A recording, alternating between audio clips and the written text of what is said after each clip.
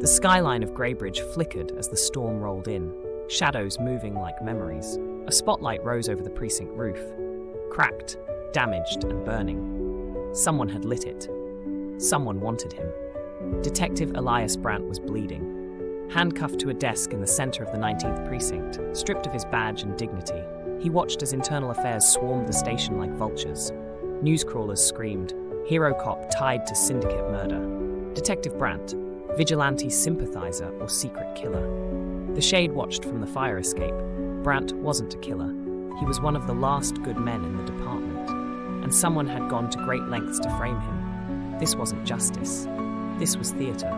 Time to bring down the curtain. The Shade slipped into the building between sweeps, ghost through the wires, down the ventilation shaft, past the sleeping guard dogs of bureaucracy. He entered Brandt's cell like fog. The detective barely looked up.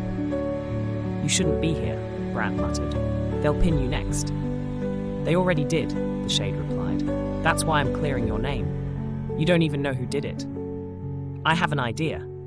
Brandt had been investigating Commissioner Harrow's hidden accounts.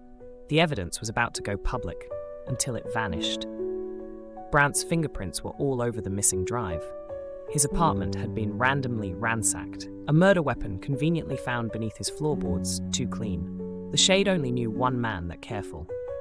Victor Creel, former crime scene technician turned fixer, quiet, efficient, ghost-like. Creel didn't make mistakes, but he made a habit of mocking his targets. And he had a signature. He always left a camera running. He liked to watch. Tracking the signal took minutes. Reaching the hideout took 10. Disabling the traps took 37 seconds. The Shade stepped into the room of screens, every wall plastered with paused footage. At the center, Creel, pale and still as a spider, eyes cold. "You're early," Creel whispered. "I wasn't done editing." The fight was fast, brutal. Creel fought like a man with no future, silent, efficient, precise. But the Shade didn't fight to win. He fought to expose. Back at the station, the footage played on every screen. Brandt's hands clean, Creel planting the evidence. Harrow on the phone, laughing. It was all there. IA stormed out in panic. Brandt was freed before midnight. That night, the Shade stood once again beside the broken spotlight, now extinguished. Rain ran down the stone like tears. Brandt joined him for a moment. "Why do you still wear the mask?" the detective asked. "People are starting to believe in you." The Shade said nothing. He simply vanished into the storm.